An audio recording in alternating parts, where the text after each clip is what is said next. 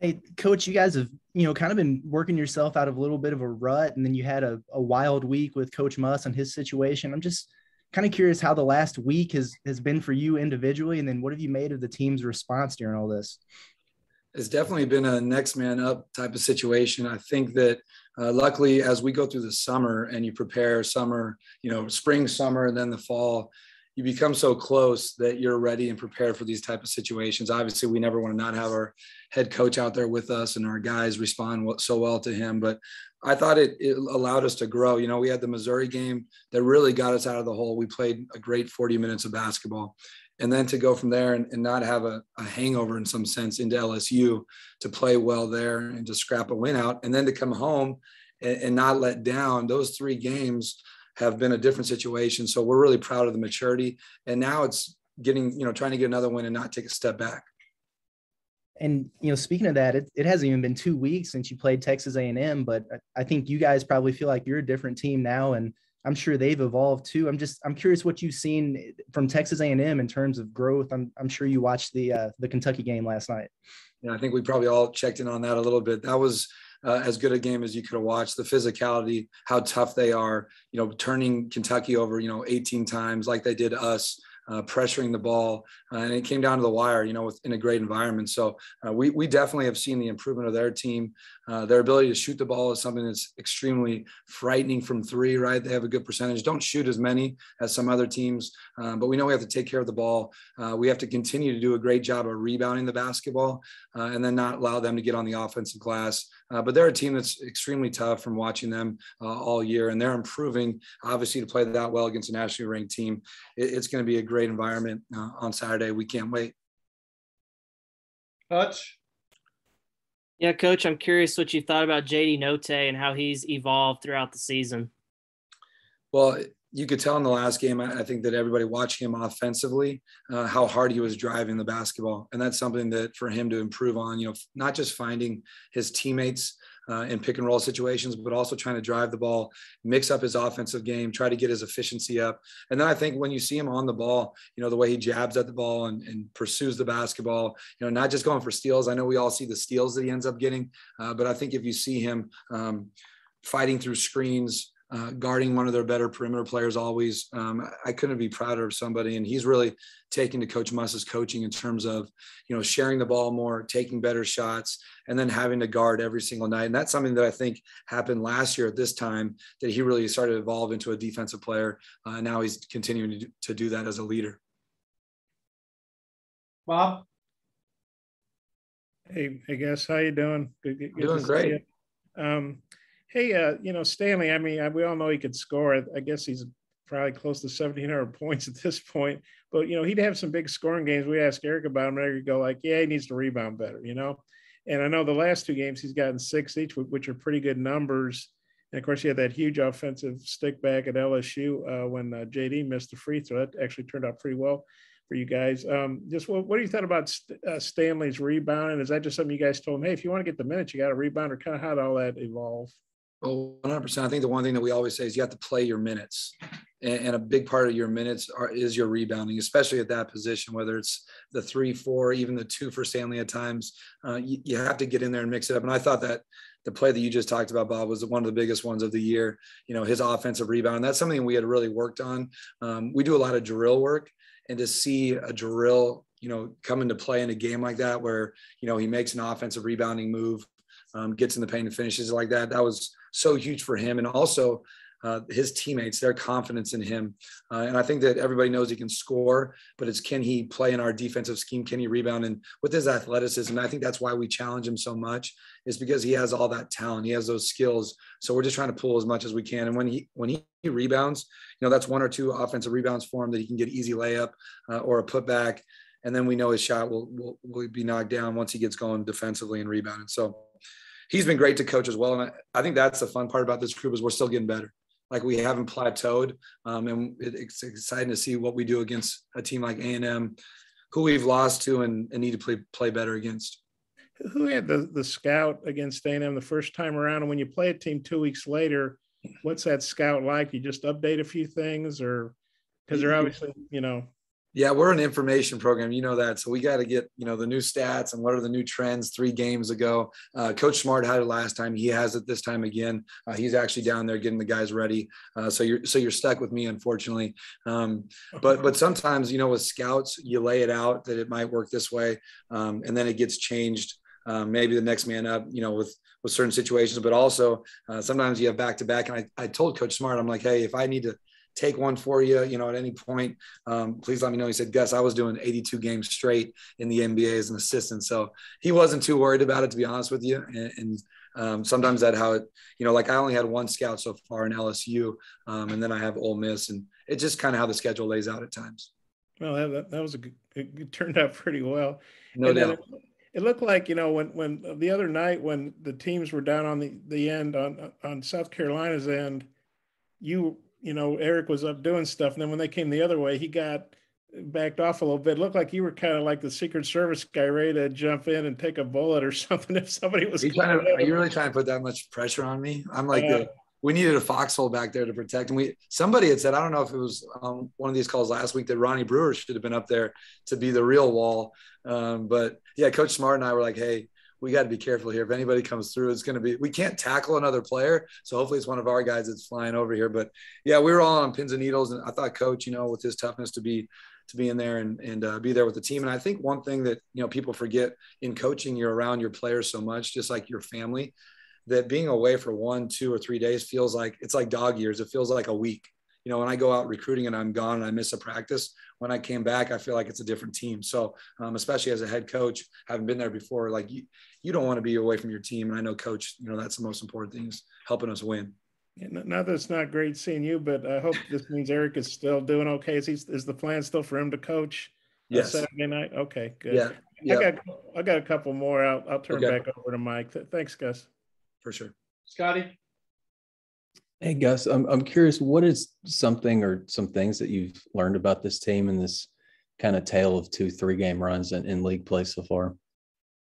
Well, I think we've learned a lot about lineups and who can play well together, where your shots need to come from, how resilient they are as players. Sometimes you think, well, this guy's been playing the 2 position, or he's been playing the 3 or the 4. But when you really sit down and you're forced to learn other positions and maybe guard differently. We have Trey Wade on 1s, 2s, 3s, 4s, and 5s at times defensively. So you learn that players can do it. It's just really breaking it down and making it simple for them. We've learned, one, that our rebounding travels with us. Our defense can travel with us. Also, how hard it is for college players to be consistent. We felt like when we had played probably 90 minutes straight from Texas A&M second half until the start of the South Carolina game, we didn't feel like that 20 minutes, that first half, was our best. Was it our worst? No, but we just didn't have that fire that we had maybe those 90 minutes leading up to it. So it's always, now that we have a standard to hold the guys to, and that standard has been lifted with each game. And I thought in the second half of South Carolina, now we set a new standard of how hard we can guard, and then the other part of it is, to me as a coach watching this group, is how you can get the fans ignited with your play. And I think you've seen that in the last, 2 home games, just the fans getting excited about young men playing super hard and getting excited. And I think that helps us a ton. But we continually are passing the ball. We had over 250 passes in our last game. That's huge. Does it lead to a bunch of assists? Sometimes not, but I think we're taking better shots, and it shows how much you can improve as a team if you follow the game plan and keep developing. Then going back to Stanley for a minute, how do you feel like he's grown as a defender throughout the season? Because it feels like, especially lately, maybe in SEC play more than anywhere else, but he's being more disruptive pre-shot, maybe when guys are trying to take him off the dribble, and then he's kind of limiting his matchups to kind of tough shooting nights. I think if you saw that last game, he had some deflections and block shots, man on man. I thought in the ball screen, their pick and roll action, he was really keeping it on his side and protecting the ball and not letting his man get by him. And I think 3 weeks ago, that was harder for him staying in the game. I think he's moving his feet better, and I think he's much more alert. And again, I can sense something in him on the defensive side, that he's aggressive, he's confident, he knows our scouts better than he has. He's really like taking on a role. And I thought that when we were going through our stretch of losing 3 in a row, the reason he came here, and I remember him saying this to me, was like, Coach, I came here to win big. and be on a winning program. So I could tell there was a sense of like, I don't want this to happen. And you can see that in his preparation, how hard he's playing, but he's really keeping the ball in front of him.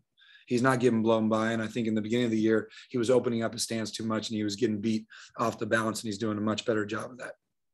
And last thing for me, I'm curious if you're at liberty to say whether, Kamani is, getting closer to being able to get back with you guys.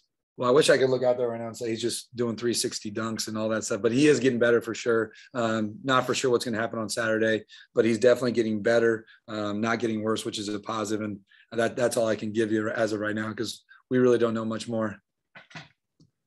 Nate? Gus, just as far as Jalen Williams' offense, just kind of how has that evolved? They've become such an offensive force lately. I think sometimes when you're unselfish, good things come your way. When you're a good person, you attract good things. It's kind of that karma. And he's such an unselfish teammate. He walks into practice wanting to be great. I think his teammates want him to succeed. When you're like that, when you walk around, you pass the ball, people will pass the ball to you.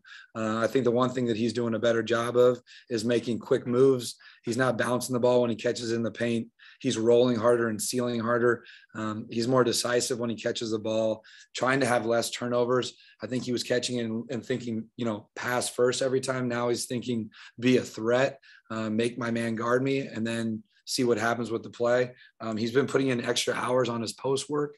I think in the beginning of the season, he was doing a little bit more perimeter shooting in practice, and that I think he's really mixed it up, working on his post moves, his perimeter shooting, his mid-range. And he's extremely confident. This is the most confident I've seen him. So for us, that's a great thing. He's going to rebound every game. He's going to defend, take charges. And now you're starting to see the ability to be a go-to guy at certain situations. And really, he's not forcing. He's taking what the defense gives him. Well, now teams are going to adjust to that. So I think it'll help us and open up more for us offensively if they're keying in on Jalen. Has he been one of your easier guys to coach? Oh, yeah. You can tell with players, and our team is extremely easy to coach. It'd be hard for me to lie on that one. We have really, really great young men. Jalen Williams is as easy as there is to coach. You'll come in here after a game, he's in the training room. You'll walk in the weight room in here, he's laughing with you, joking with you. We were just in the weight room and there was some 80s music going on here. I forget who it was, but he was making fun of me that was my genre. So, he's just the type of guy that you want to be around. And for our team, he's evolving as a leader. We have kind of a group that's helping to lead this team. And I think he's one of the key parts of that. But yeah, he's a joy to be around. He has great parents and great family. Thank you. Bob.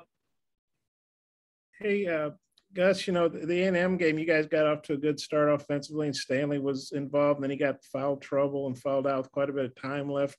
How do you think that impacted you guys, and how big is it that he's been able to play, pretty good minutes here of late during this winning streak?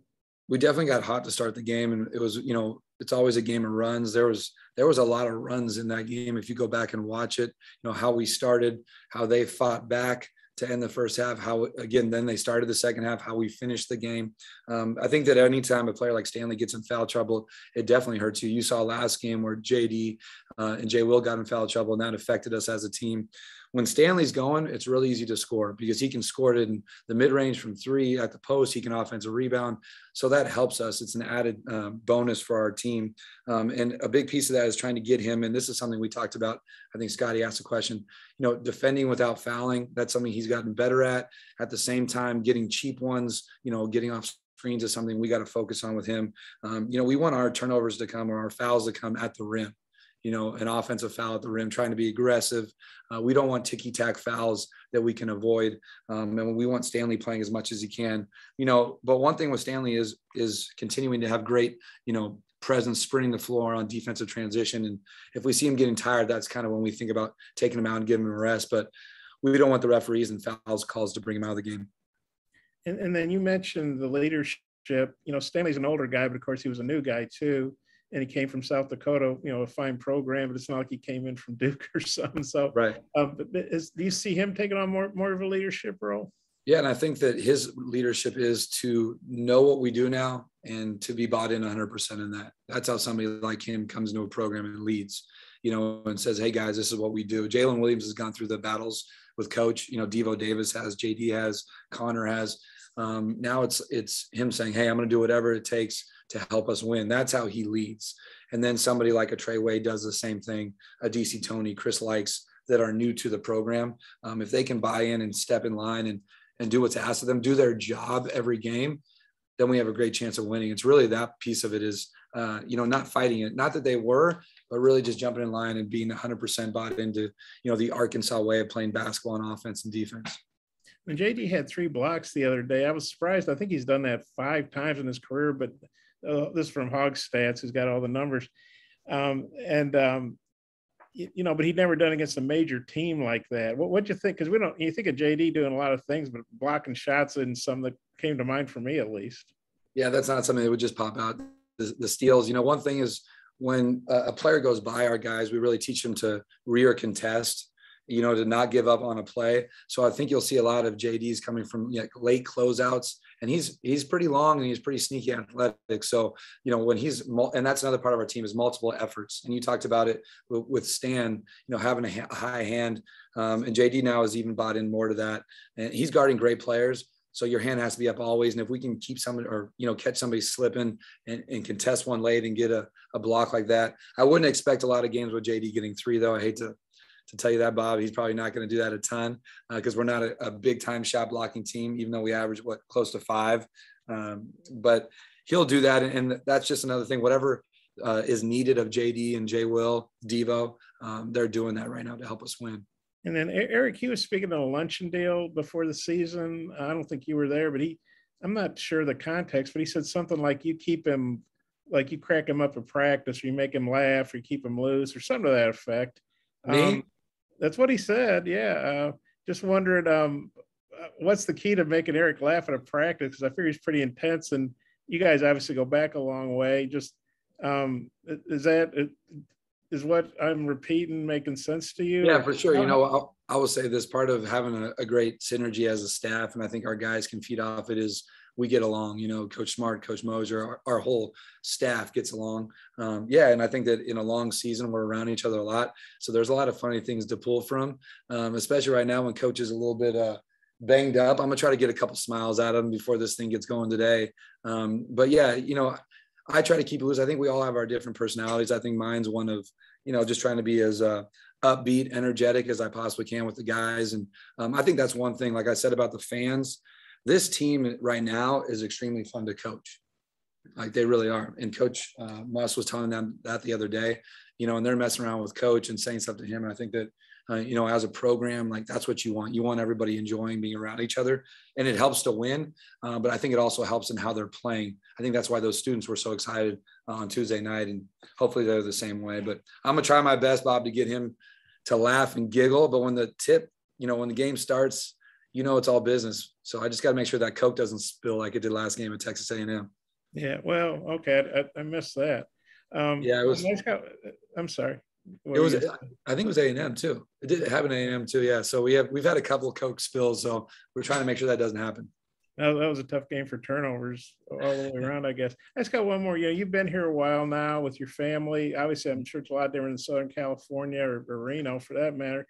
Just how do you and your family like living here? Just how's all that gone? It's been phenomenal. I think the people always make the place. And our boys, Bo and Ace, have met a bunch of great friends already. They have more sleep. They have like a whole social calendar already. So we got cotillion football games. So they're loving it. My wife has met a bunch of people, and obviously she had Danielle and a built-in crew here, but we're loving it. I would not lie to you though, that when I walked out of the house this morning, it felt a little bit different than Huntington Beach did at this time last year. The weather, it was a little bit cold, but I'm used to Reno, and Reno's pretty darn cold too. But it's been awesome. And like I said, beginning, like being able to coach in a program in a city that cares so much is something that's been like a dream come true for me. And again, we just want to keep it going the right direction. And like I said, there's a lot more smiles when you're, on a 3-game win streak, but it's been fantastic, overall for our family. So thanks for asking. Okay, thanks. And, just the key in the snow, just slow down. It sounds simple. Just drive slower. That's the key. Yep, I got a truck. I handed in my little Jeep. I don't know what it was when I got here. Jeep Latitude. Not that I didn't like it, and I traded in for a truck. So, true Arkansas car right here, right? All weather. Okay. Thanks, Coach. Appreciate your time. Thank you.